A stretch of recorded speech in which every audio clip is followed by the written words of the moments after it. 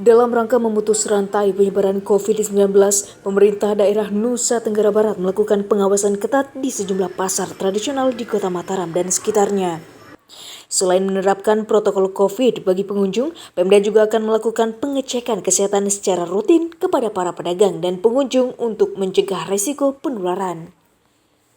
Langkah preventif mencegah risiko penularan dan munculnya klaster baru terus dilakukan pemerintah daerah, salah satunya di pasar tradisional.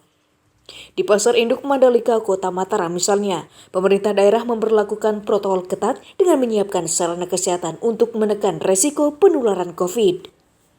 Bagi warga yang hendak masuk ke areal pasar, petugas akan mengharuskan mereka menggunakan masker, kemudian mencuci tangan, serta melewati bilik disinfektan sebagai langkah sterilisasi sebelum berinteraksi di dalam areal pasar.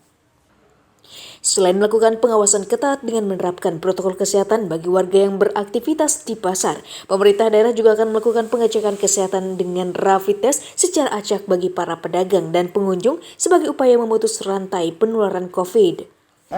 Tadi Pak Taufik dari Polres, pengunjung mereka kan sudah punya posko lama.